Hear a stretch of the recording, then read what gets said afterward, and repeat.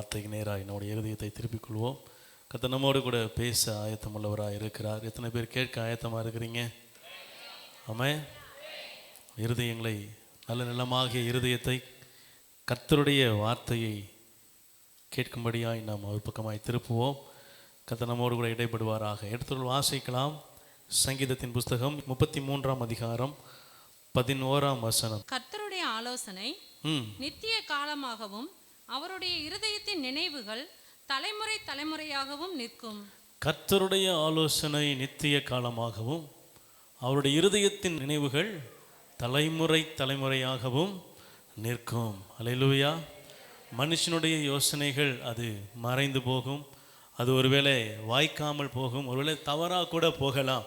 ஆனால் ஆண்டவர் சொல்கிறாரு, என்னுடைய யோசனைகள், என்னுடைய நினைவுகள், நான் கொடுக்கிற காரியங்கள் அது நித்தியமாகவும் தலைமுறை தலைமுறையாகவும் இருக்கும். அல்லேலூயா. ஆமேன் சொல்லுங்க. ஆமேன். ஏன் அப்படி சொல்கிறாரு அப்படின்னா, அவர் ஒருவர் தான் சிறந்தவர்.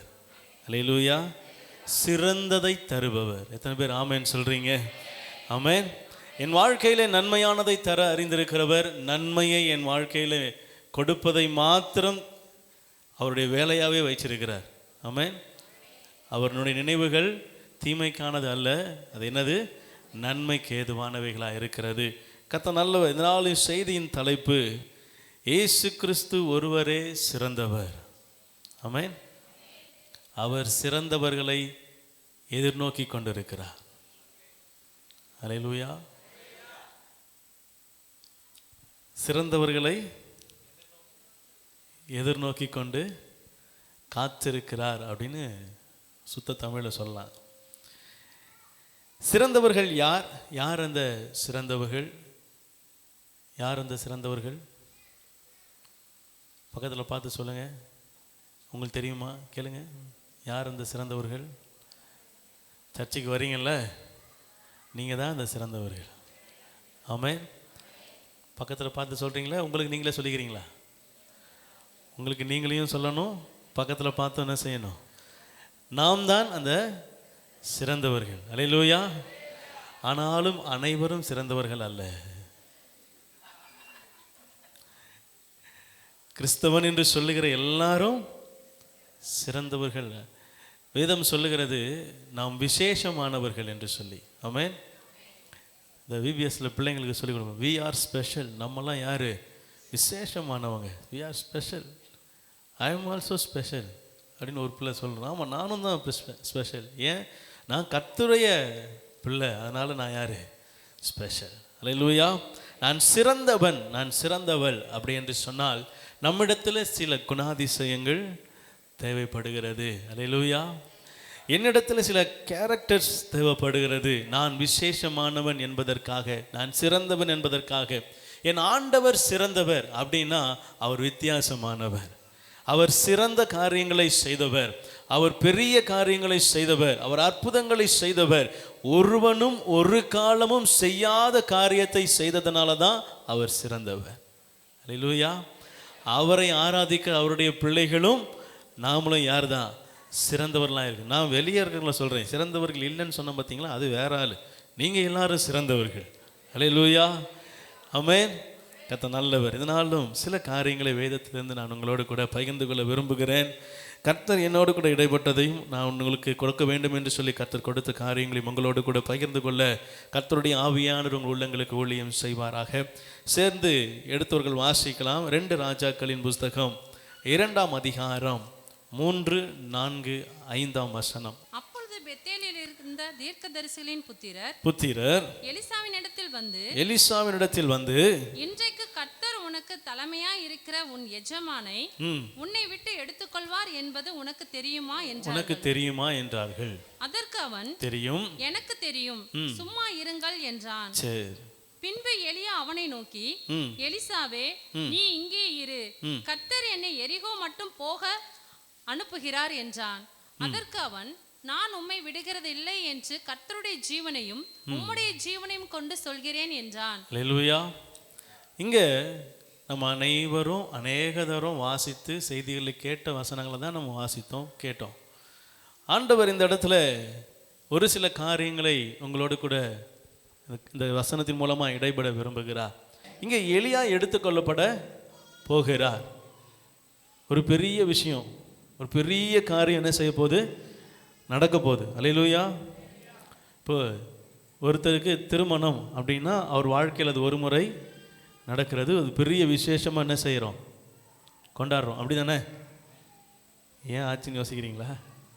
இல்லை, ஒரு பெரிய, ஆமாம், ஒரு விசேஷமான ஒரு காரியம். அது எல்லாருக்கும் சொல்லி என்ன செய்வோம், அது விமர்சையா. ஆமாம். ஆனால் இந்த வருகை எடுத்துக்கொள்ளப்படுதல் இதெல்லாம் விசேஷமானவர்களுக்கு மட்டும்தான் என்ன செய்யும், அறிவிக்கப்படும். அல்லேலூயா. கடைசி நாட்களில் எக்காலம் ஊதும், யாருக்கு கேட்கும்? எனக்குன்னு சொல்லுங்க. அல்லேலூயா. நான் தானே விசேஷமான ஆளு. ஆமென். நமக்கு மாத்திரம்தான், அதாவது தெரிந்து கொள்ளப்பட்ட ஜனத்துக்கு மாத்திரம்தான் அந்த சத்தம் என்ன செய்யும், கேட்கும். மற்ற யாருக்கும் என்ன செய்யாது. ரகசிய வருகையில் யார் எடுத்துக்கொள்ளப்படுவா? நான் எடுத்துக்கொள்ளப்படுவேன். அல்லேலூயா. ஏன்? எனக்கு தான் அவரை குறித்து அறிவு இருக்கிறது, அவரை குறித்த அவர்கிட்ட நான் கிட்டி சேர்றேன், வேதம் வாசிக்கிறேன், ஜெபம் பண்ணுறேன். இவர் தான் இன்னார் என்பதை நான் என்ன செஞ்சுருக்கிறேன், அறிந்திருக்கிறேன். அப்போ இவர் இன்னார் இப்படி வருவார்னு சொல்லி என்ன செய்யப்பட்டிருக்கு, சொல்லப்பட்டிருக்கு. நான் அவருக்கு பயந்து, அவர் வேதத்துக்கு கீழ்ப்படிந்து, அவர் வசனத்துக்கு பயந்து என்ன செய்கிறேன், நடக்கிறேன். எனக்கு அந்த சத்தம் என்ன செய்யும், கேட்கும். நான் மத்திய ஆகாயத்தில் அவர் என்ன செய்வேன். உலகத்தில் என்ன போலவே நிறைய பேர் என்ன செய்கிறாங்க, இருக்கிறாங்க. எல்லாருக்கும் சத்தம் கேட்குமான்னா வாய்ப்பில்லை ராஜா. அல்லேலூயா. குறிப்பிட்ட நபர்களுக்கு மாத்திரம்தான், தெரிந்து கொள்ளப்பட்ட ஒரு சில கூட்டத்தாருக்கு மட்டும்தான் அந்த சத்தனை செய்து கேட்குது. அவர்கள்தான் ரகசிய வருகை என்ன செய்கிறாங்க, எடுத்துக்கொள்ளப்படுற. பகிரங்க வருகை ஒன்று உண்டு. அந்நாட்களிலே எல்லார் கண்களும் அவர் என்ன செய்யும், காணும். அல்லேலூயா. அவர் ராஜாதி ராஜாவாய், தேவாதி தேவனாய், கத்தாதி கத்தராய் மத்திய ஆகாயத்தில் வரும்பொழுது எல்லார் கண்களும் அவரை காணும். அப்பொழுது மலைகளை பார்த்து சொல்வாங்க, என்னை மறைத்துக்கொள். குன்றுகளை பார்த்து சொல்வாங்க, எங்கள் மேலே விழுந்து எங்களை என்ன செஞ்சுக்க, மறைத்துக்கொள் அப்படின்னு சொல்லுகிற காலங்கள் ஒரு நாட்கள் வரும். ஆனால் ஆண்டவர் சொல்கிறாரு, ரகசிய வருகை உங்களுக்கு எனக்காக. ஏன்? நம்ம அவரோடு கூட மத்திய ஆகாயத்தில் பரலோகத்தில் நித்திய காலமாய் வீற்றிருக்கும்படியாய், அங்கே நாம் தங்கி இருக்கும்படியாய் கர்த்தர் நம்மை முன்குறித்தபடியினாலே, விசேஷித்த கிருபையில் நமக்கு கொடுத்தபடியினாலே, நாம் அவரை அறிந்து கொண்டபடியினாலே நமக்கு அந்த கிருபை ஆண்டவர் கொடுக்கிறார். கர்த்தர் நல்லவர். இப்போ நான் இங்கே கான்செப்ட் வரேன். எலியா எடுத்துக்கொள்ளப்பட போகிறார். இது ரகசியமாக இருக்க வேண்டிய ஒரு காரியம். அப்படி தானே? எலியா எலிசா கிட்ட கூட என்ன செய்யலை, சொல்ல மாட்டேறார். அப்பப்போ என்ன செய்கிறார், இதையா எஸ்கேப் ஆகிறதுக்கு வழி மட்டும் என்ன செய்கிறாரு, பார்க்குறாரே தவிர எலிசா கிட்ட என்ன செய்ய மாட்டார், சொல்ல மாட்டார். இது ரகசியம் அப்படின்னு நினச்சா இல்லை. முதல்ல எங்கே இருக்கிறாரு, பெத்தேல் மட்டும் போக அனுப்புகிறார் ஆண்டவர் அப்படின்னு சொல்கிறார். பெத்தேலுக்கு போனால் தீர்க்கதரிசி புத்திரர்கள்லாம் வந்தாங்களாம். உன் தலைமையாக இருக்கிற உன் எஜமா என்ன செய்ய போகிறார், இன்னைக்கு எடுத்துக்கொள்ளப்பட போகிறார், உனக்கு தெரியுமா? இது எனக்கு மட்டும்தான் தெரியணும், உனக்கு எப்படி தெரிஞ்சு? சரி, இது ரகசியம் இல்லை, ஏதோ தெரிஞ்சு போச்சு, விட்டாச்சு. அங்கேருந்து எங்கே போகிறாங்க, எரிகோவுக்கு போகிறாங்க. எரிகோ போனால் அங்கே இருக்கிற தீர்க்கதரிசி புத்திரர்கள் வந்து என்ன செய்கிறாங்க, உன் எஜமான் உன் தலைமை இன்னைக்கு என்ன செய்ய போகுது, எடுத்துக்கொள்ளப்பட போகுது, உனக்கு தெரியுமா? என்னடா அங்கே தான் எல்லாருக்கும் தெரியும்னு பார்த்தா இங்கேயும் என்ன செய்யுது, எல்லாருக்கும் தெரியுது. சரி, இங்கேருந்து மற்ற இடத்துக்கு அடுத்த இடத்துக்காவது போகிறாங்க. எங்கே போகிறாங்க, யோர்தானுக்கு போகிறாங்க. யோர்தானுக்கு போனால் அங்கே இருக்கிறவங்களும் வந்து என்ன செய்கிறாங்க. இப்போ என்ன தவிர இது எல்லாருக்கும் என்ன செய்யுது. அல்லேலூயா. இது ரகசியம் அல்ல, வெளிப்படையாக எல்லா தீர்க்கதரிசி புத்திரர்களுக்கும் என்ன செய்யப்பட்டிருக்கு, வெளிப்படுத்தப்பட்டிருக்கு. இதில் எலியாவை தான் நான் உங்களுக்கு சொல்ல விரும்புகிறேன். எலிசா எலியா ஆண்டவரோடு கூட என்ன செய்ய போகிறார், ரதத்தில் எடுத்துக்கொள்ளப்பட போகிறார். எலிசா அவரை பின்தொடர்ந்து போகணும். இந்த 3 காரியங்களை நான் சொல்ல விரும்புகிறேன். பெத்தேல், எரிகோ, யோர்தான். அல்லேலூயா. நாம் சிறந்தவர்களாய் காணப்படுவதற்கு, எலிசா சிறந்தவனாய் காணப்பட்டதுக்கு இங்கே சில காரியங்கள் அதில் முக்கியமாக இருக்குது. அந்த காரியங்களை தான் உங்கள்கிட்ட சொல்ல விரும்புகிறேன். முதல் காரியம் பெத்தேல். அல்லேலூயா. பெத்தேல் அப்படி என்று சொன்னால் அது ஒரு செழிப்பான இடம், அப்பத்தின் அதில் நிறைய ஆசீர்வாதங்கள் உண்டு, நிறைய மேன்மைகள் உண்டு, நிறைய காரியங்கள் அதில் ஆசீர்வாதமாய் உண்டு. அல்லேலூயா, ஆமென். இப்போ முதல் இடத்துக்கு எலியா கூட்டு போறார். எங்க? ஆசீர்வாதம். சொல்லுங்க பக்கத்தில் பார்த்து, ஆசீர்வாதம். ஆசீர்வாதம். நீ ஆசீர்வாதமா இருப்பாய். உன் அப்பமும் உன் தண்ணீரும் ஆசீர்வதிக்கப்படும். அல்லேலூயா, ஆமாம். அதனால் அங்கேயே உக்காந்துரு. அப்படியா? அல்லேலூயா. நம்ம விசேஷமானவங்க அப்படின்னு காட்டுறதுக்கு இதில் ஒரு முக்கியமான காரியம் இருக்குது. எலியா எலிசாவை ஒரு நல்ல இடத்துக்கு என்ன செய்கிறாரு? கூட்டு போகிறார். ஆமாம். நம்ம ஜெபம் கூட அப்படி தானே இருக்குது. அவர் என்னை புல்லுள்ள இடங்களில் வைத்து அமர்ந்த தண்ணீர் அண்டையில் கொண்டு போய். அல்லேலூயா. நம்ம வேண்டதெல்லாம் அப்படி தான் இருக்குது. நன்மையும் கிருபையும் என்னை, ஆமாம், திறந்துட்டே வரணும். நான் முன்னாடி ஓடிட்டே இருப்பேன், அது பிடிக்கவே மாட்டேன். அது பின்னாடியே வரட்டும், நான் முன்னாடியே என்ன செய்கிறேன். அல்லேலூயா. இன்றைக்கி நம்முடைய காரியங்கள் எல்லாம் செழிப்பு, ஒரு மேன்மை, ஒரு உயர்வு வந்த உடனே அங்கேயே தங்குகிறதா இருக்கிறது. அல்லேலூயா. ஆனால் எலிசா அப்படி கிடையாது. நீர் எங்கே போறீரோ அங்கே வருவேன். அல்லேலூயா. இன்றைக்கி நம்மளை எத்தனை பேர் அப்படிப்பட்ட இருதயத்தை உடையவர்களாக இருக்கிறோம்? கொஞ்சம் ஆண்டவர் ஆசீர்வாதத்தை கொடுத்த உடனே, சபை ஏன் இப்போ நேரத்தில் ஆரம்பிக்கிறீங்க? கொஞ்சம் சீக்கிரமாக ஆரம்பிக்கலாமே, இல்லை கொஞ்சம் லேட்டாக ஆரம்பிக்கலாமே. அல்லேலூயா. இப்படி ஆலோசனை கொடுத்த ஆட்கள்லாம் இருக்கிறாங்க. சென்னையில் ஒருத்தெல்லாம், ஐயா பாஸ்டர் ஐயா வாங்க. யார்? பெரிய ஆள். வாங்க, நீங்கள் இப்படி செய்யுங்க. அல்லேலூயா. உள்ளே வரும்போது ஐயா எப்படி இருந்தார்? ஐயா ஜெபம் பண்ணுங்கய்யா. ஐயா. அவர் உட்காந்து அவருக்காக ஜெபித்து பண்ணால் கடைசியில் அவர் என்ன கூப்பிட்டு சொல்கிறாரு? ஐயா இங்கே வாங்க, இப்படி செய்யுங்க. கொஞ்சம் ஆண்டவர் ஆசீர்வதித்த உடனே அதோடைய கேரக்டரே என்ன செய்யுது? மாறுது. ஆண்டவர் சொல்கிறாரு, தெய்வ ஜனமே, ஆண்டவரை ஆராதிக்கிற தெய்வ பிள்ளைகளை, கர்த்தர் உங்களை ஆசீர்வதிக்க விரும்புகிறார். கர்த்தர் உங்களை ஆசீர்வதிக்க, எத்தனை பேர் ஆசீர்வாதத்தை பெற்றுக்கொள்ள விரும்புகிறீங்க? ஆசீர்வாதத்தின் மத்தியிலும் தாழ்மை அவசியம். ஆசீர்வாதம் நிலைக்கிறதற்கு தாழ்மை அவசியம். ஆசீர்வாதம் நீடிக்கிறதற்கு தாழ்மை அவசியம். ஆசீர்வாதத்தை முழுவதுமாக சுதந்தரிப்பதற்கு தாழ்மை ரொம்ப அவசியம். அல்லேலூயா. இன்னைக்கு நம்ம சிறந்தவர்கள் அப்படின்ற இடத்துக்கு வரணும் அப்படின்னா என்னிடத்தில் இந்த குணாதிசயம் காணப்பட வேண்டும். நான் எவ்வளவு மேலே போனாலும் என் ஆண்டவர் எனக்கு இதை கொடுத்தார் என்கிற உணர்வு, தாழ்மை, இருதயம் நம்ம இடத்துல என்ன செய்யணும்? காணப்பட வேண்டுமே தவிர அதை தவிர்த்து என்ன செய்யக்கூடாது? மேன்மை அடைய கூடாது. கனம் என்ன செய்யக்கூடாது? நம்மளே எடுத்துக்கக்கூடாது. ஆண்டவர் கொடுக்குற கணத்தில் என்ன செய்யணும்? போய்கிட்டே இருக்கணும். அல்லேலூயா. இது உலகம் இப்படி எதிர்பார்க்கும். எப்படி? நான் கொஞ்சம் உயர்ந்துட்டேன் அப்படின்னா எனக்கு என்ன செய்யணும்? கனம் கொடுக்கணும். நான் இவ்வளோ பெரிய ஆளாயிட்டேன் அப்படின்னா, இவ்வளோ உயரத்தில் போயிட்டேன் அப்படின்னா, இந்த ஸ்தானத்துக்கு போயிட்டேன் அப்படின்னா எனக்கு இந்த மனுஷன் என்ன செய்யணும்? ஆமாம், கீழே எனக்கு அடி பண்ணிச்சு தான் ஆகணும். அது உலகம் எதிர்பார்க்கிறது. கர்த்தர் சொல்கிறாரு, அது அல்ல. நீ எல்லாருக்கும் என்ன செய்யணும்? ஆமாம், உன்னை தாழ்மையாகவே வச்சுருக்கணும். அவர்களுக்கு ஈடாக தான் உன்னைய பார்க்கணும், மேன்மையாய் அல்ல. அல்லேலூயா. கர்த்தர் நம்மை ஒரு இடத்துலேருந்து உயர்த்துறார் என்று சொன்னால் நாம் அவர்களுக்கு மேன்மையானவர்களாக இருக்க விரும்பக்கூடாது. அவர்களோடு கூட என்ன செய்யணும்? இருக்கணும். அல்லேலூயா. நல்லவர். இங்கே எலியா எலிசாவை பெத்தேலில் கொண்டு போய் வைக்கிறார். என்னை பெத்தேல் மட்டும் போக ஆண்டவர் அனுப்புகிறார். இல்லை, நான் கூட தான் வருவேன். சரி வா. அங்கே ஆசீர்வாதமாக இருக்குது, நல்லா இருக்குது, நல்ல சுகபோகமான வாழ்க்கை இருக்குது, நல்ல ஆசீர்வாதமான கிரியைகள் இருக்குது, ஆண்டவர் நடத்துகிற விதம் ஆசீர்வாதமாக இருக்குது. உடனே அங்கேயே தங்கிடுறேன். எலியா நீங்கள் போயிட்டு வாங்க, நான் என்ன செய்கிறேன்? நீங்கள் வர வரைக்கும் இங்கே ஐ எம் வெயிட்டிங். நான் என்ன செய்கிறேன்? வெயிட் பண்ணிகிட்டு இருக்கிறேன். கவலைப்படாதீங்க, நீங்கள் பத்திரமா போயிட்டு வாங்க, நான் இங்கே என்ன செய்கிறேன்? சொல்லலை. அவர் எங்கே அடுத்து போகிறாரு? எரிகோவுக்கு போகிறார். அல்லேலூயா. எரிகோ என்று சொன்னால் தடைகள். அல்லேலூயா. ஒரு மனுஷன் சிறந்தவனாக இருக்கணும், முதன்மையானவனாக இருக்கணும் அப்படின்னா தடைகளை எப்படி உடைக்கணும்னு தெரிஞ்சிருக்கணும். அல்லேலூயா. தடை வந்தாலும் எங்கே நம்ம தடை இல்லாமல் போகணுன்றது தெரிஞ்சிருக்கணும். அல்லேலூயா. நீங்கள் தடை வருது அப்படின்னா அந்த தடையை பார்த்துக்கிட்டே நின்னீங்க அப்படின்னா கடைசி வரைக்கும் என்ன செய்ய முடியாது.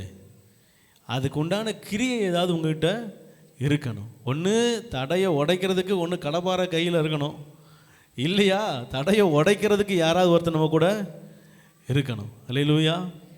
ஆமென். கடப்பாரையை கையில் எடுத்தீங்கன்னா நீங்கள் உங்கள் பலத்தை நம்புறீங்கன்னு அர்த்தம்.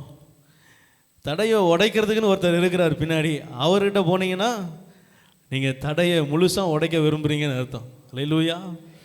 இங்கே எலிசாவை கொண்டு போகும்போது எரிகோவை கொண்டு போகிறாரு. எரிகோவில் ஒரு தடை வருது. என்ன, நீ இங்கே இரு, நான் என்ன செய்கிறேன், அடுத்த இடத்துக்கு போகிறேன். இல்லை, நீர் என்னை எங்கே கொண்டு போனாலும் உங்கள் பின்னாடி தான் என்ன செய்வேன். தடை அது தடையாகவே இருந்தாலும் பரவாயில்ல, அங்கே தான் என்ன செய்வேன், வருவேன். அல்லேலூயா. ஆவியானவர் ஆண்டவராக இயேசு கிறிஸ்துவை ரொம்ப செழிப்பான ஒரு இடத்துக்குள்ளே கொண்டு போனாராம். எந்த இடம் சொல்லுங்க பார்ப்போம். மத்தேயு 4ஆம் அதிகாரம். செழிப்பான இடத்துக்காக கொண்டு போனார். வனாந்தரத்துக்கு என்ன செஞ்சாரு. அல்லேலூயா. ஆவியானவர் ஆண்டவராக இயேசு கிறிஸ்துவ ஊழியத்துக்கு முதல்ல உள்ள வராரு. அவர் எங்கே கொண்டு போனார், வனாந்தரத்துக்கு கொண்டு போனார். ஆண்டவரே, இது வனாந்தரத்துக்கு கொண்டு போறீரு, நான் என்ன செய்ய மாட்டேன், வர அப்படியா சொன்னார். அப்படி சொல்லியிருந்தா அடுத்த ஊழியத்தில் நினைச்சிருக்க முடியாது. ஆமாம், வனாந்தரத்துக்கு கூப்பிட்டு போகிறார். இவர் கடவுள் தானே, ஆண்டவராக இயேசு கிறிஸ்து கடவுள் தானே. அவர் இந்த பூமியில் இருக்கும்போது கடவுளாக இருந்தாரா, மனுஷனாக இருந்தாரா? 100க்கு 100 கடவுளாக இருந்தார், 100க்கு 100 மனிதனாயும் இந்த உலகத்திலே வாழ்ந்தார். அல்லேலூயா. இந்த கல்லை அப்பமாக்கி சாப்பிடுங்க அப்படின்னு யார் சொல்கிறா? அவரால் முடியுமா? முடியுமா? முடியும். அவர் சொன்னா இல்லை, பார்த்தாலே முடியும். அவர் பார்வைப்பட்டாலே என்ன செய்யும், அது அப்பமா மாறும். அவர் நிழல்பட்டு சுகமாகறாங்கல்ல, அவர் கூட இருந்தவங்க நிழல்பட்டு சுகமாகறாங்க. இவர் பார்த்தா நடக்காதா? நடக்கும். ஆனால் இப்போ இங்கே ஒரு பிம்பம் உருவாகுது. சாப்பிட்டாதான் உயிர் வாழ முடியும், அப்போ இருந்தால் தான் உயிர் வாழ முடியும், இது இல்லைன்னா அவ்வளோதான் செத்து போவோம் அப்படின்ற ஒரு பிம்பம் என்ன செய்யுது, உருவாகுது. ஆந்தான் தடை. அல்லேலூயா. ஆண்டவர் அதை தான் உடைக்கிறார். மனுஷன் அப்பத்தினால் மாத்திரம் இல்லை, வார்த்தையினாலும். பத்மு தீவில் என்னத்தை சாப்பிட்டு வாழ்ந்தார் யோவானு? ஒன்றும் இல்லை, வார்த்தையினால தான் அத்தனை வருஷம் என்ன செஞ்சார். ஆமாம், இத்தனை இது ஃபுல்லாக எழுதி கொடுக்குறாருன்னா சாப்பிட்டு உக்காந்து கால் மேலே கால் போட்டு இளநீ குடிச்சிக்கிட்டு அதெல்லாம் வாழலை. உட்காந்து மண்டியிட்டு ஆண்டவருடைய வார்த்தையை கேட்டு வார்த்தை கிடைக்க எழுதின வார்த்தைகள். அல்லேலூயா. ஏன் ஆண்டவர் இதை வெளிப்படுத்துகிறார்னா, என் வாழ்க்கையில் தடை அல்ல. எரிகோ என்பது லிட்டரலாக நிற்கிற ஒரு செவுர் இல்லை, அது ஒரு பிம்பம். அது என் ஆண்டவர்கிட்ட போக விடாமல் தடுக்கிற ஒரு பிம்பம். அது தாண்டி போகிறதுக்கு என் மனசு என்ன செய்யலை, ஒத்துக்க மாட்டேங்குது. ஏன் இவ்வளோ பெரிய தடை இருக்குது, ஆனால் தடை இல்லை. பிம்பத்தை பிசாசு என்ன செய்கிறான், உருவாக்குறான். தடையை உடைக்கிறதுக்கு நீர் எங்கே போனாலும் உங்கள் கூட வருவேன்னு சொன்னால் மாத்திரம்தான் அந்த பிம்பத்தை உடைக்க முடியும். ஆமென். நீ உண்மையிலே உணர்ந்து உணர்ச்சி பூர்வமாக பார்க்குறீங்களா, இல்லை எதுவும் புரியாமல் பார்க்குறீங்களான்னு எனக்கு கணிக்க முடியல. எத்தனை பேர் உணர்ந்து பார்க்குறீங்க? என் பிம்பம் அது வெறும் பிம்பம் தான், வெறும் ஒரு படம் தான். ஒரு திரையை போட்டு ஒரு படம் போட்டால் அந்த திரைக்கு பின்னாடி என்ன இருக்குது? ஒன்றும் இல்லை. அந்த திரையுடைய அளவு பெருசு இல்லை, வெறும் பிம்பம், வெறும் ஒரு சின்ன ஒரு லேயர் தான் நிற்கிது. ஆனால் என் மனது அதை யோசிக்குது, இது பெரிய எரிகோ கோட்டை, இது பெரிய மதில், இது மிக அகலமானது, இது மிக உயரமானது, இது கற்களால் கட்டப்பட்டு மிகவும் பலமானது, இது என்னால் அசைக்க கூட முடியாது அப்படின்னு என் மனசு நினைக்குது. ஆண்டவர் சொல்றாரு, நீ 7 நாள் சுத்தினாலே அது முடிஞ்சிடும்டா. அல்லேலூயா. நீ 7 நாள் அதை சுற்றி வந்தாலே அதனுடைய கதை என்ன செஞ்சது, முடிஞ்சது. அவ்வளோதான் அதோடைய பலமே. 7 நாள் சுத்துறது தான் அதோடைய பலமே. நீ ஆர்ப்பரித்தா அது நடக்கும். அல்லேலூயா. ஆண்டவர் நம்ம இடத்துல எதிர்பார்க்கிறது, நான் சிறந்தவனா இருக்கணும்னா அவர் என்ன சொல்றாரோ செஞ்சுக்கிட்டு என்ன செய்யணும், அவரை பிடிச்சு போய்கிட்டே இருக்கணும். எலியா போற எல்லா இடத்துக்கும் எலிசா என்ன செய்யறாரு, நீர் எங்க போனாலும், நீர் செழிப்பான இடத்துல வச்சாலும் அங்கேயும் வருவேன், நீர் வனாந்தரத்துக்கு கூட்டு போனா அங்கேயும் வருவேன், நீர் தண்ணியில அடியில கொண்டு போய் என்ன முக்கினாலும் சரி அங்கேயும் என்ன செய்வேன், நீ ஞானசானம் கொடுக்குறீன்னு உள்ளே உட்காந்துருவேன். அல்லேலூயா. என்ன சொன்னாலும் அவர் என்ன செஞ்சாலும் அவர் பின்னாடியே என்ன செய்கிறா, போகிறான். அல்லேலூயா. ஆமென். அடுத்து யோர்தானுக்கு போகிறாங்க. யோர்தான் ஆவிக்குரிய தடை. அல்லேலூயா, அல்லேலூயா. எரிகோ மாமிசத்துக்குரிய தடை. என் மாமிச கண்கள் பார்க்கிற, என் மாமிசம் யோசிக்கிற, என் சிந்தை யோசிக்கிற தடை. ஆனால் யோர்தான் என்னுடைய ஆவியில் நான் என்ன செய்யணும்னு நினைக்கிறேனோ அதை செய்ய விடாமல் தடுக்கிற தடை. அல்லேலூயா. அதற்கு அதை ஜெயிக்கணும் அப்படின்னா அதுக்கும் நீங்கள் அவர் பின்னாடி தான் போகணும். அதுக்கு மட்டும் இல்லை, வேறு எதுக்குனாலும் அவர் பின்னாடி தான் போய் ஆகணும். அல்லேலூயா. இங்கே நம்ம பழைய ஏற்பாட்டில் வாசிக்கிறோம், ஆசாரியர்கள் உடன்படிக்கை பெட்டிய சுமக்கிற ஆசாரிகளுடைய கால்கள் என்ன செய்ததான், யோர்தான்ல பட்ட உடனே அது என்ன செஞ்சது, குவியலா நின்னுது. இதே எலியா தன் சால்வையை எடுத்து அடித்த போதும் குவியலா நின்னது. அல்லேலூயா. அப்போ யோர்தானை உடைக்கிறதுக்கு, யோர்தானை ஜெயிக்கிறதுக்கு, ஆவிக்குரிய தடையை உடைக்கிறதுக்கு ரெண்டு வழி இங்கே வேதத்தில் வாசிக்கிறோம். ஒன்று உடன்படிக்கை பெட்டி. சொல்லுங்க, காட்டுங்க, வாங்க உங்களோட உடன்படிக்கை பெட்டியை காட்டுங்க. வச்சுருக்கீங்களா? பெட்டியை வீட்டில் மடித்து வச்சு வச்சுருக்கீங்களா? நிறைய பேர் புது பெட்டி பழைய பெட்டி வச்சுருப்பீங்க. என்ன, வீட்டில் வாசிக்க ஒரு பெட்டி, வெளியே வாசிக்க ஒரு பெட்டி, கொண்டு போக ஒரு பெட்டி, கொண்டு வர ஒரு பெட்டி. நம்ம பசங்கள்லாம் இங்கே ஒரு பெட்டி வச்சுருப்பாங்க, வீட்டில் ஒரு பெட்டி வச்சுருப்பாங்க. ஏன் வந்தால் இங்கே ஏற்றுக்கலாம், போனால் அங்கே எடுக்கிறாங்களான்னு தெரில, இங்கே எடுக்கிறாங்க. ஆனால் அல்லேலூயா. ஆமாம். என்ன, இந்த உடன்படிக்கை பெட்டி உங்களிடத்தில் இருக்குமானா இதை நீங்கள் சுமக்கிறவர்களாக இருந்தீர்கள் என்று சொன்னால் உங்களுக்கு விரோதமாக எழும்புகிற எல்லா ஆவிக்குரிய தடையும் உங்களால் உடைக்க முடியும். உங்களுக்கு விரோதமாக எழும்புகிற எல்லா ஆவிக்குரிய எதிர்ப்புகளையும் உங்களால் சமாளிக்க முடியும். ரெண்டாவது சால்வை. சால்வைனா கர்த்தர் உங்கள் மேல் வச்சிருக்கிற அபிஷேகம். ஆமென்.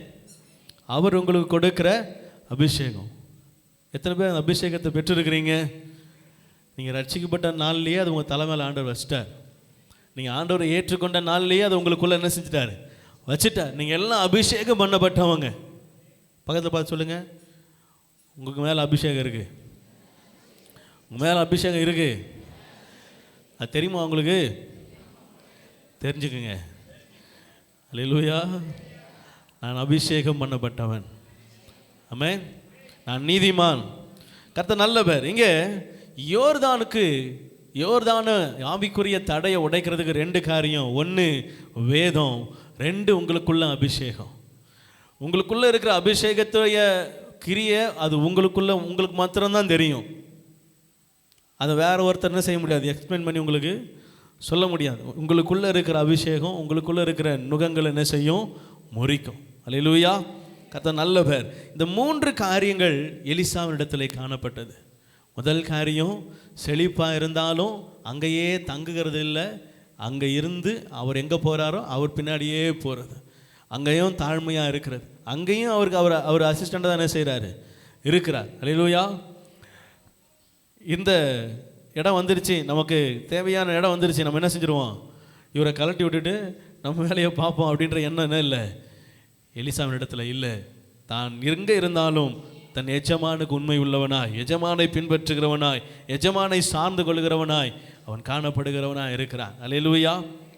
ரெண்டாவது ஒரு நபரை குறித்து நாம் வாசிக்க போவோம். அதே 2 ராஜாக்களின் புஸ்தகம் 4ஆம் அதிகாரம் 8ஆம் வசனத்துல, பின்பு ஒரு நாள் எலிசா சுனேமுக்கு போய் இருக்கும்போது அங்கே இருந்த கணம் பொருந்திய ஒரு ஸ்திரீ அவனை போஜனம் பண்ண வருந்தி கேட்டுக்கொண்டாள். அப்படியே அவன் பயணப்பட்டு வருகிற போதெல்லாம் போஜனம் பண்ணும்படி அங்கே வந்து தங்குவான். அல்லேலூயா. அல்லேலூயா. இங்கே ஒரு ஸ்திரீயை குறித்து வாசிக்கிறோம். இவங்க கனம் பொருந்திய ஸ்திரீ அப்படின்னு என்ன செய்யுது, சொல்லுது. ஆமென் சொல்லுங்க. உங்களை பார்த்து ஆண்டவர் சொல்லணும், கனம் பொருந்திய ஸ்திரீ. அல்லேலூயா. யார் சொல்லணும்? ஆண்டவர் சொல்லணும். கணவர் என்ன செய்யணும்? சொல்லணும். அல்லேலூயா. கர்த்தர் நல்லவர். இங்கே சூனேமியால் ஒரு நல்ல குணத்தை உடையவளாய், குணாதிசயம் படைத்தவளாய் காணப்படுகிறாள். இவளுடைய காரியங்கள் வேதம் தெளிவாக எடுத்துரைக்கிறது. இவள் ஊழியரை கனம் பண்ணுகிறவர். முதல் காரியம் அதுதான். முதல் சிறந்த குணம் அது ஊழியரை கனம் பண்ணுகிறது. ரெண்டாவது காரியம், தன் தேவைக்காக என்ன செய்யலை, போய் நிற்கல. இவ கனம் பண்ண உடனே, கனம் பண்ணுறதுனாலேயே ஆண்டவரே என்ன செய்கிறாரு, அவள் குறைகளை நிறைவாக்குகிறார். உடனே தீர்க்கதரிசி கூப்பிட்றாரு, உனக்கு எதாவது செய்யணுமே நினைக்கிறேனே, நீ இவ்வளோ கனம் பண்ணுற, இவ்வளோ என்ன கவனிக்கிறீங்க, உங்களுக்கு எதாவது செய்யணுமே அப்படின்ன உடனே, எனக்கு எதுவும் வேண்டாம், எனக்கு எல்லாம் இருக்குது, என்ன குழந்தை மட்டும் இல்லை, பரவாயில்ல இருக்கட்டும், ஆண்டவர் எனக்கு அதை பார்த்துக்கொள்வார் அப்படின்னு அவள் மனசில் நினைக்கிறா. குழந்தை இல்லைன்றது மட்டும் சொல்கிறான். உடனே உற்பவ கால திட்டத்தில் ஒரு குழந்தை உனக்கு வரும்னு தீர்க்கதரிசி சொல்கிறாரு. அபத்தம் சொல்ல வேணான்னு சொல்கிறா. எப்படி சொல்கிறாங்க? அபத்தம் சொல்லாதீங்க. தீர்க்கதரிசி என்ன சொல்கிறாங்க? உனக்கு குழந்தை இல்லைன்னு சொல்கிற, குழந்தை என்ன செய்யும், வரும்னு சொல்கிறாங்க. இவனை அபத்தம் சொல்ல வேண்டாம் அப்படின்றத தாழ்மையாக சொல்கிறா. அல்லேலூயா. எப்படி அவங்க அந்த ஊர் பாஷையில் போனோம்னா அது இன்னும் நல்லா இருந்திருக்கும். இன்னும் தாழ்மையாக சொல்லியிருப்பாங்க. நீங்கள் என் கணவர் மிகவும் வயது சென்றவர், இப்படி சொல்ல வேண்டாம் அப்படின்னு ரொம்ப பணிவாக சொல்கிறான். ஆனால் 17ஆவது வசனத்தில் அவன் சொன்ன வாக்கு தீர்க்க தரிசனம் நிறைவேறது. அவள் கற்பந்தரித்து உற்பத்தி காலத்திட்டத்தில் எலிசா தன்னுடனே சொன்னபடி ஒரு உற்பத்தி காலத்திட்டத்தில் ஒரு குமாரனை பெற்றாள். இப்போது ரெண்டாவது ஆசீர்வாதம் நிறைவேறிடுச்சு. என்னது? அவள் கனம் பண்ணதுனால குழந்தை என்ன செஞ்சிருச்சு, வந்துருச்சு. 3 வசனம் தாண்டி 20ஆவது வசனம் வரும்போதெல்லாம் பிள்ளை என்ன செய்யுது, மரித்து போகுது. உடனே இவன் என்ன செய்கிறா, இப்போ இங்கே தான் அவளுடைய காரியத்தை என்ன செய்ய வர்றார், ஆண்டவர் வெளிப்படுத்துகிறார். நம்ம ஆபிரகாமை குறித்து வாசித்திருப்போம். ஆபிரகாம் பிள்ளையை பலியிடுன்னு சொன்ன உடனே மனைவி கிட்ட சொல்லாமல் என்ன செய்வாங்க, அதிகாலையில் சேனம் கட்டி கிளம்புவார். ஆபிரகாமுடைய கேரக்டர் அப்படியே இங்கே ரிவர்ஸில் அடித்து ஒரு லேடிஸ் கிட்ட ஒர்க் ஆகுது. ஆண்டவர் இவரிடத்துல சொன்ன அந்த காரியத்தின்படி, அதாவது ஆண்டவர் மேலே வச்சிருக்க விசுவாசத்தின்படி கணவன்கிட்ட என்ன செய்யலை, பிள்ளை செத்து போனதை சொல்லலை. அல்லேலூயா. மகன் இறந்து போனதை யார்கிட்ட சொல்லலை, கணவன்கிட்ட சொல்லலை. மாறாக கணவனிடத்தில் ஒரு உதவி கேட்குறான். என்ன கேட்குறான், நீங்கள் ஒரு வேலையாளையும் எனக்கு ஒரு வாகனத்தையும் ஒரு கழுதையும் என்ன செய்யணும், அனுப்பணும் அப்படின்றான். உடனே அவர் சொல்கிறாரு, இன்றைக்கி செவ்வாய்க்கிழமையும் இல்லை, இன்றைக்கி வெள்ளிக்கிழமையும் இல்லை, சர்ச்சு இருக்காதே, எதுக்கு அங்கே போகிற? அல்லேலூயா. அறிவிப்பில் வெள்ளிக்கிழமை செவ்வாய்க்கிழமை கூட்டம் இருக்குது வாங்கன்னு சொல்கிற மாதிரி என்ன செய்யுது, இப்போ சபை போயிட்டுருக்கு. ஆனால் அங்கே சொல்கிறாரு, அங்கேயும் அங்கே 2 நாள் கூட்டம் இருக்கும் போல இருக்குது. எலிசாவும் 2 நாள் கூட்டம் என்ன செய்கிறாரு, அல்லேலூயா, நம்ம கூட்டம் தீர்க்கதரிசன கூட்டம். ஒருத்தர் ஆமே சொல்ல மாட்டேன். எலிசாவும் 2 நாள் கூட்டம் வச்சிருக்கிறார். இன்னைக்கு அமாவாசையும் இல்லை, இன்னைக்கு ஓய்வு நாளும் இல்லை. இனி எதற்கு அங்கே அவரை பார்க்க போகணும் அப்படின்னு அவர் கேட்கும்போது, அது இப்போ அப்படி சொல்லணும்னா, இன்றைக்கி செவ்வாய்க்கிழமையும் இல்லை, இன்றைக்கி வெள்ளிக்கிழமையும் இல்லை, நீ எதுக்கு அங்கே போகணும், நீ சொல்கிறதெல்லாம் சரிதான், நான் போக வேண்டியதாக இருக்கிறது, எனக்கு ஆட்களை அனுப்பு. உடனே ஆட்களை அனுப்புகிறா, போன உடனே கேயாஸ் என்ன செய்கிறாரு, ஆமாம் அதை எலிசா பார்த்துட்டு கேயாசிட சொல்கிறாரு, அவள் சூனேமியால் வருகிறாள், எதிர்கொண்டு ஓடி போய் சுக செய்தியை விசாரி, உன் மகன் நல்லா இருக்கிறானா, உன் கணவன் நல்லா இருக்கிறானா, நீ நல்லா இருக்கிறியான்னு விசாரிக்க சொல்லி கேயாசி அனுப்புகிறா. கேயாசி இவர் கொஞ்சம் கூட மதிக்கல, நேராக என்ன செஞ்சிட்டாங்க, எலிசா காலை பிடிச்சிக்கிறாங்க. எலிசா காலை பிடிச்சது பாட்டுக்கு என்ன செய்கிறாங்க, ஓன்னு அழுகுறாங்க. அழுவும்போது இங்கே எனக்கே ஒரு ஆச்சரியமான ஒரு சம்பவம் நடக்குது. நான் வாசிக்கும் போது எனக்கே ஆச்சரியமாக இருந்தது. எலியா எடுத்துக்கொள்ளப்பட போகிறது மிகப்பெரிய செய்தி. ஒருவன் உயிரோடு இதே இருக்கிற உருவத்தோடு குதிரையில் அக்கினி ரதத்தில் எடுத்துக்கொள்ளப்படுவது மிகப்பெரிய செய்தி, மிகப்பெரிய காரியம். அதை ஆண்டவர் அவனுக்கு அறிவிச்சிட்டாரு. யாருக்கு? எலிசாக்கு. எலிசா மட்டும் இல்லை, மீதி இருக்கிற எல்லாருக்கும் அது தெரிந்திருந்தது. ஆனாலும் நேருக்கு நேர் பார்த்தது யார் மட்டும்தான்? எலிசா மட்டும்தான். இந்த காரியத்தையே கர்த்தர் அவனுக்கு என்ன செஞ்சிட்டாரு, அறிவிச்சிட்டாரு. ஆனால் இந்த பிள்ளை செத்து போகிற விஷயத்தை என்ன செய்யலை. அவர் சொல்கிறாரு, கேஎஸ்சி வந்து அவங்க அவங்க அழுதுட்டு இருக்கிறாங்க, அவங்கள பிடிச்சி வெளியே இழுக்க வராரு. எலிசா சொல்கிறாரு, அவங்கள தடுக்காத, அவர் மனசு என்ன செய்யுது, ஆமாம் பாரத்தில் இருக்குது. இவள் பிள்ளை செத்து போனது கர்த்தர் எனக்கு என்ன செஞ்சிட்டாரு, மறைச்சிட்டார். அல்லேலூயா, அல்லேலூயா. சில காரியங்களை கர்த்தர் நமக்கு மறைக்கிறார். தீர்க்கதரிசிக்கு என்ன செய்கிறாரு, மறைக்கிறார். அல்லேலூயா. காரியங்களை மறைப்பது ராஜாவுக்கு மேன்மை. சில காரியங்களை ஆண்டவர் மறைக்கிறார். எனக்கு அது விட என்ன செய்யலை, இப்போ வரைக்கும் புரிய மாட்டேங்குது. அது அவருடைய எண்ணம், அவருடைய சித்தம், அவருடைய தீர்மானம். ஆனாலும் இவ்வளவு பெரிய காரியங்களெல்லாம் ஆண்டவர் முன்னாடியே அறிவிச்சிட்டார். ஆனால் இந்த காரியத்தை என்ன செய்யலை, அறிவிக்கல, அவர் சொல்லலை. அதை அவரே என்ன செய்கிறாரு, ஆச்சரியமாக சொல்கிறாரு. எலிசா எப்படி சொல்கிறாரு, ஆச்சரியமாக சொல்கிறாரு, எனக்கு இது ஆண்டவர் மறைச்சிட்டார்.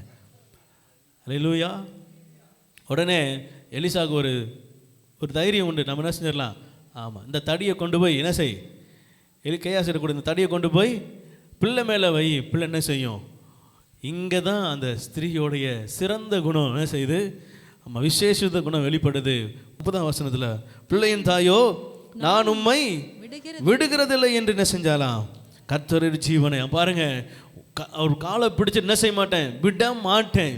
நீர் தான் என்ன செய்யணும், கேயாசி என்ன செய்ய வேண்டியதில்லை, ஆமாம் நீர் தான் என்ன செய்யணும், வரணும். நீர் வந்து அவனை சுகமாக்கணும், நீர் வந்தால் தான் நடக்கும், நீர் வரணும் அப்படின்னு என்ன செய்கிறாங்க, ரொம்ப பிடிக்கிறாங்க. உடனே அவன் என்ன செய்கிறான், கிளம்பி அவன் போயிட்டு இருக்கும்போதே கேயாசி ஆப்போசிட்டில் வராரு. உம்முடைய தடியை கொண்டு போய் வச்சேன், ஒன்றும் நடக்கலை. அல்லேலூயா, அல்லேலூயா.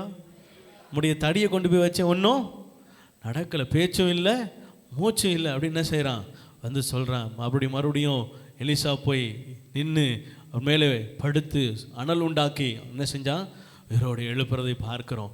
இங்கே இந்த சூனேமியால் அப்படின்ற ஸ்திரீ சிறந்த குணத்தை உடையவள் என்று சொன்னால், முதல்ல ஊழியக்காரரை கனம் பண்ணுறார். ரெண்டாவது, ஆசீர்வாதத்தை பெற்ற பிற்பாடு ஆசீர்வாதத்தை ஆண்டவரிடத்திலிருந்து பெற்று அதை நான் வைத்திருக்கிறேன் என்று சொல்லி பெருமை பாராட்டதுபடி அது கர்த்தருக்கு உரியவளாக என்ன செஞ்சா, வளர்ந்து. அந்த பிள்ளை கர்த்தருக்குரியவளாக என்ன செஞ்சது, வளர்ந்தது. அதற்கு ஒரு பிரச்சனைன்னு சொன்ன உடனே சில ஞானத்தை என்ன செய்கிறா, உபயோகிக்கிறா. கர்த்தரிடத்திலிருந்து அந்த பிள்ளையை மீண்டுமாய் பெற்றுக்கொள்ள முடியாது என்ன செய்கிறா, அந்த காரியங்களை அவர் என்ன விடாமல் பிடிக்கிறார். அல்லேலூயா. அந்த ஊழியக்காரன் காலை பிடிச்சி, நீ வந்தாதான், நீர் தான் என்ன செய்யணும், வரணும். யாக்கோபு விடிய விடிய போராடினதை போல அதுக்கு நிகராக இந்த சூனேமியால் என்ன செஞ்சுருக்கிறாங்க, போராடி இருக்கிறாங்க. அல்லேலூயா, அல்லேலூயா. ஆனாலும் கர்த்தர் மறைத்தது தான். ஆமென், அல்லேலூயா. கர்த்தர் என்ன செஞ்சிட்டாரு, அவனுக்கு சொல்லாமல் மறைச்சது கடைசி வரைக்கும் அது மறைச்சது தான். ஆனால் அதை குறித்த யோசனை அவருக்கு வந்துச்சோ இல்லையோ, படித்தது வந்து எனக்கு வருது. ஏன் மறைச்சார், மறைச்சதுக்கு ஏதோ ஒரு நோக்கம், ஏதோ ஒரு திட்டம் இருக்குது. அவர் உயிரோடு எழுப்பு போகிறார், அதெல்லாம் ரெண்டாவது. லாசருவே வெளியே வான்னு சொன்னால் வெளியே வர போகிறான், அதெல்லாம் ரெண்டாவது. ஆனால் அவர் ஏன் கண்ணீர் வடிக்கணும், அவருக்கு தான் தெரியுமே. சில காரியங்கள் யோசிக்க வைக்கிறதா இருக்கிறது. ஆண்டவர் உங்களிடத்தில் சொல்லுகிறார், நீங்கள் சிறந்தவர்களாக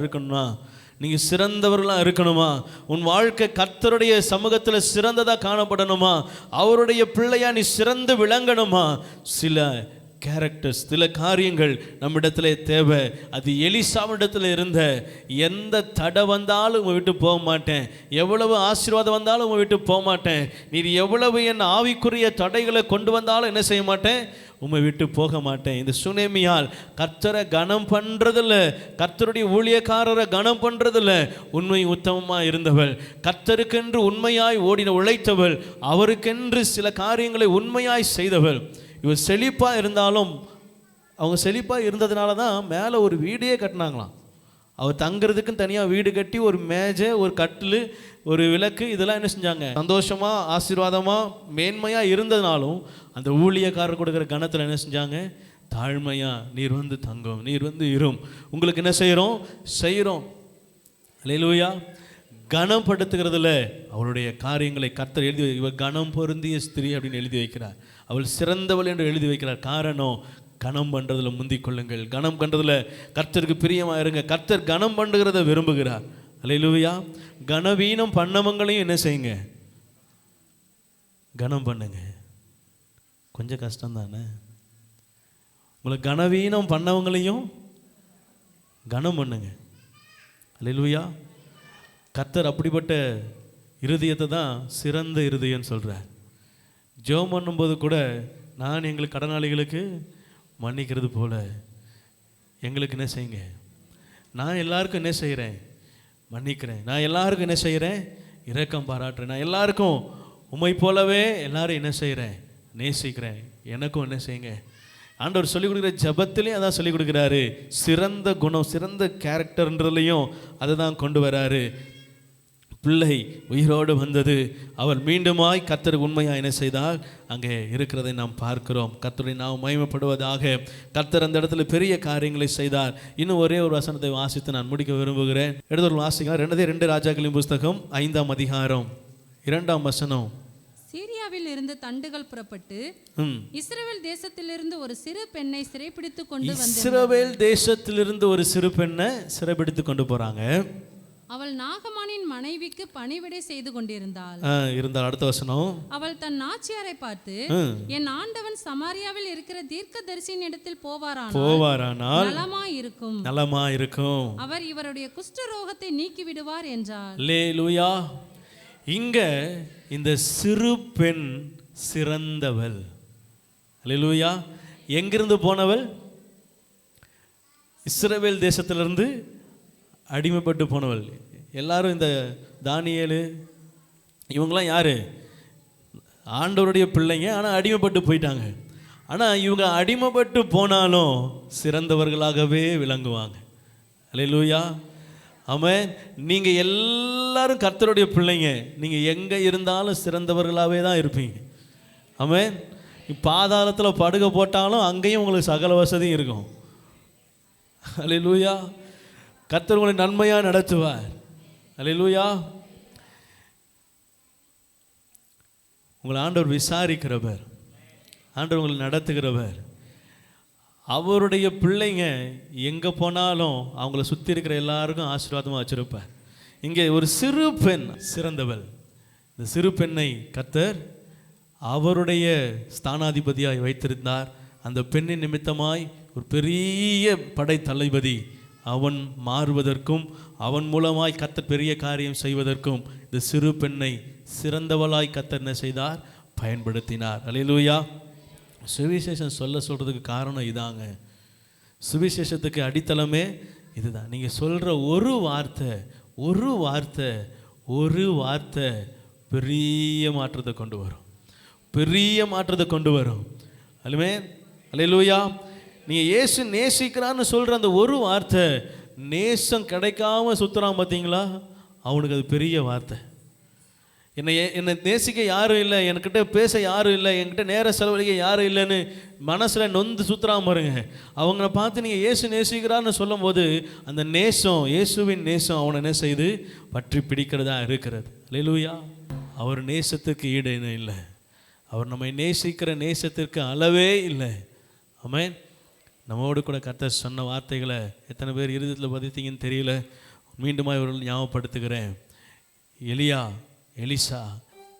எங்கெல்லாம் போனாரோ அங்கெல்லாம் எலிசாவும் கூட போனார். தடை வந்தாலும் அவரை விட்டு போல, எதிர்ப்பு வந்தாலும் அங்கே விட்டு போல, செழிப்பு வந்தாலும் அவரை விட்டு போல, ஆவிக்குரிய தடைகளாக எவ்வளவு வந்தாலும் அவரை விட்டு ஒரு நாள் என்ன செய்யலை போல.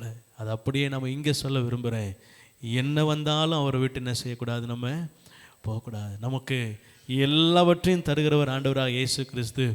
அவர் என்ன கொடுத்தாலும் கொடுக்கலனாலும் அவரை விட்டு என்ன செய்யக்கூடாது, தூர போயிடக்கூடாது. அல்லேலூயா. செழிப்பை தந்துட்டாரு, அதனால் அவர் கூட வந்தேன். இப்போ கசப்பை தராரு.